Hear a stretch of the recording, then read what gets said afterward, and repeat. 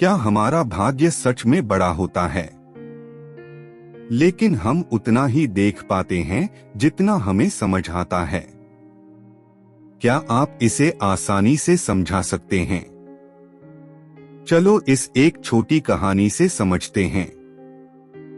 कहानी शुरू करने से पहले वीडियो को लाइक और चैनल को सब्सक्राइब कर दीजिए। और कहानी अच्छी लगे तो कृपया कमेंट करके जरूर बताइए। यमराज ने अपने एक यमदूत को पृथ्वी लोक पर भेजा।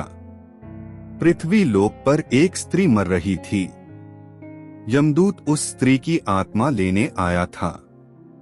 यमदूत स्त्री के पास पहुंचा और उसे देखकर हैरान रह गया, क्योंकि उस स्त्री की 3 छोटी छोटी लड़कियां थी। एक रो रही थी, एक रोते रोते सो गई थी और एक बिल्कुल नवजात बच्ची थी। उनकी देखभाल करने के लिए भी कोई नहीं था। उस स्त्री का पति पहले ही मर चुका था। परिवार में भी कोई और नहीं था। यमदूत को बार बार यह ख्याल आ रहा था कि इन 3 छोटी बच्चियों का क्या होगा।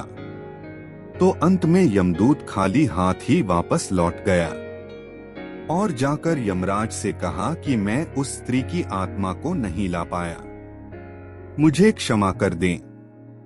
आपको उस स्त्री की स्थिति का पता नहीं है। उसकी 3 छोटी छोटी बच्चियां हैं।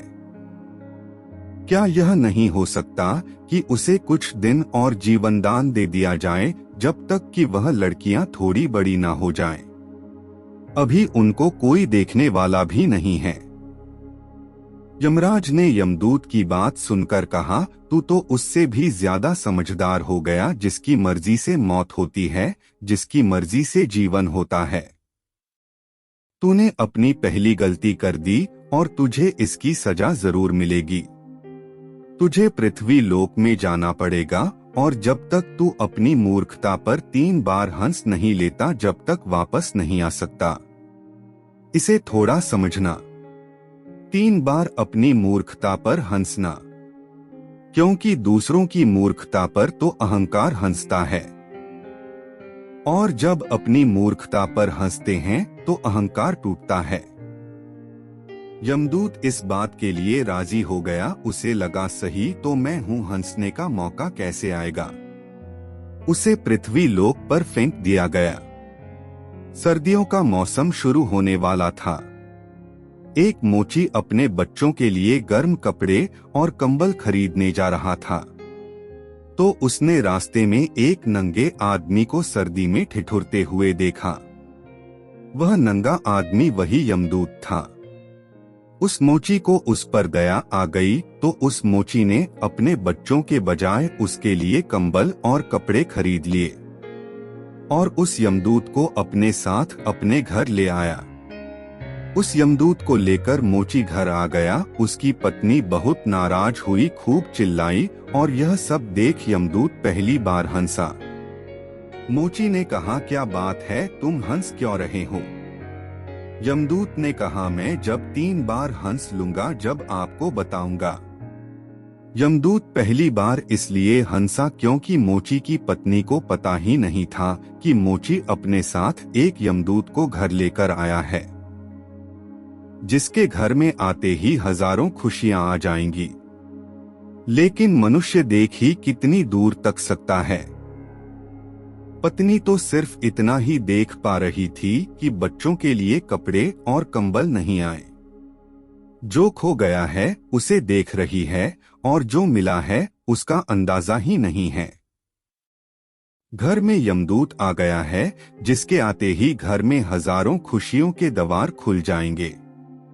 इसलिए यमदूत हंसा।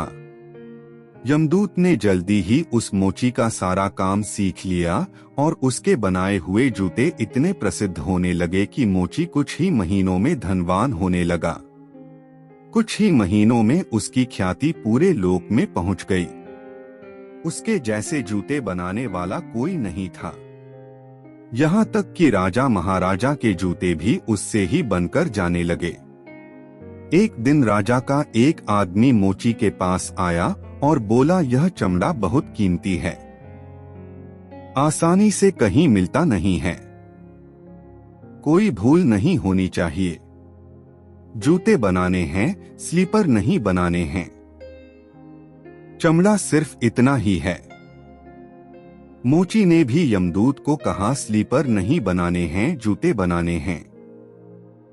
स्पष्ट आज्ञा, अगर कुछ गड़बड़ हुई तो हम मुसीबत में फंस जाएंगे।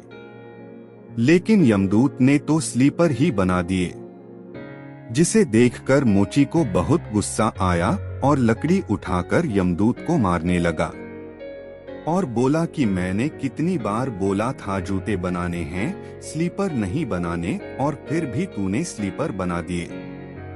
यह देख यमदूत दूसरी बार हंसा। तभी राजा के घर से एक आदमी भागा हुआ मोची के पास आया और बोला, जूते मत बनाना, स्लीपर ही बनाना, क्योंकि राजा की मृत्यु हो गई है। भविष्य ज्ञात है, सिवाय उसकी और किसी को ज्ञात नहीं, और मनुष्य तो अतीत के आधार पर ही निर्णय लेता है। राजा जिंदा थे तो जूते चाहिए थे, मर गए तो स्लीपर चाहिए। मोची उस यमदूत के पैर पकड़कर माफी मांगने लगा और बोला कि मुझे माफ कर दो, लेकिन यमदूत ने कहा, कोई हर्ज नहीं, मैं तो अपना दंड भोग रहा हूं। लेकिन यमदूत आज दूसरी बार हंसा। मोची ने फिर पूछा कि हंसी का कारण क्या है।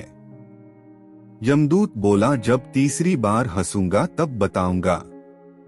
यमदूत दोबारा इसलिए हंसा क्योंकि भविष्य हमें ज्ञात नहीं है, हमसे बिना पूछे हमारी नीति घूम रही है और हम व्यर्थ ही बीच में शोरगुल मचाते हैं। मरने का वक्त करीब आ रहा है और हम जिंदगी का आयोजन करते रहते हैं। तभी यमदूत को वह तीनों बच्चियां याद आ गई और सोचने लगा, उनका भविष्य भी पता नहीं क्या होने वाला था। मैं ऐसे ही बीच में आ गया। तभी तीसरी घटना घटी। एक दिन 3 जवान लड़कियां आई। उन तीनों की शादी होने वाली थी। वे तीनों अपने लिए जूतों के ऑर्डर देने आई थी। एक बूढ़ी महिला उनके साथ आई थी जो बहुत धनी थी। यमदूत उनको देखते ही पहचान गया कि यह वही 3 लड़कियां हैं जिनकी वजह से वह दंड भोग रहा है। उसने उनसे पूछा, यह बूढ़ी औरत कौन है? तब उस बूढ़ी औरत ने ही कहा कि यह तीनों मेरी पड़ोसन की लड़कियां हैं। वह बहुत गरीब थी, वह इस बच्ची को दूध पिलाते पिलाते ही मर गई। लेकिन मुझे इन पर दया आ गई, मेरे भी बच्चे नहीं थे तो मैंने इन तीनों बच्चियों को पाल लिया। अगर इनकी माँ जिंदा होती तो यह तीनों बच्चियां गरीबी में बड़ी होती। माँ मर गई इसलिए यह तीनों बच्चियां बहुत बड़े धन वैभव में संपदा में पली और मेरी सारी संपत्ति की यही मालकिन है और इनका विवाह राजा के परिवार में हो रहा है। यह सब सुनकर यमदूत तीसरी बार हंसा और मोची को उसने कहा, यही 3 कारण है, भूल मेरी थी। भाग्य बड़ा होता है और हम उतना ही देख पाते हैं जितना कि हम देख सकते हैं। जो हम देख नहीं पाते वह बहुत बड़ा है और हम जो देख पाते हैं उसे हमें अंदाजा नहीं लगा सकते। जो होने वाला है वह क्या होगा। मैं अपनी मूर्खता पर 3 बार हंस लिया। अब मेरा दंड पूरा हो गया और अब मेरा जाने का समय आ गया है।